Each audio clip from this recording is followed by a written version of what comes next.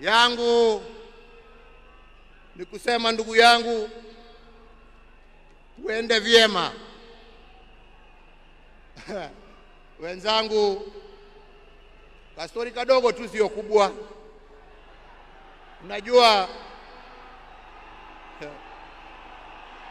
Unajua saa ingine baada ya kazi tukiwa tulia kidogo hapo nini, tunapewa kitu kidogo hapo. Kwani mnacheka? Mimi kitu kidogo nasema uji na chai.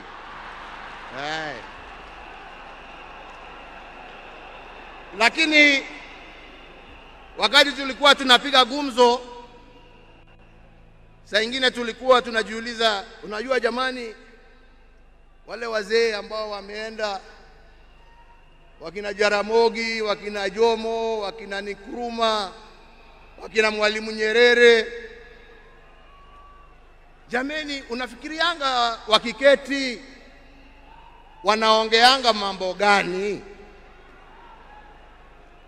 Mimi nilikuwa nasema unajua, wanaongea siasa kama sisi, wanatuangalia tu na mambo hii yetu ya upuzi hapo, wanatuchekelea. Anasema lakini unajua, I'm very keen kujua. Sasa ndugu yangu, umeenda mbele yangu, sasa tayari najua mnajiongeleshana huko, na sio ati niko na haraka ya kuja kuwafikia, lakini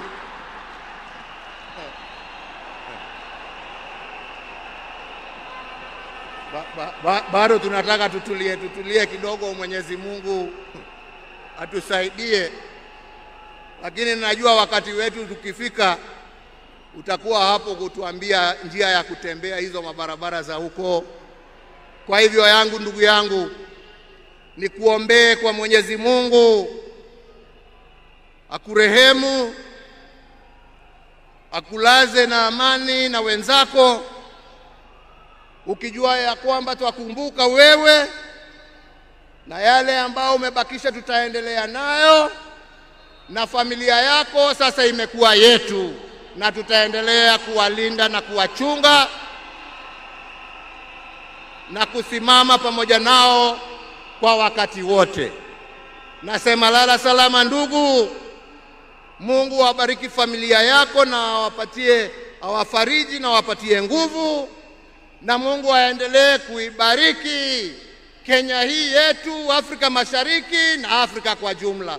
Asanteni sana, Mungu awabariki.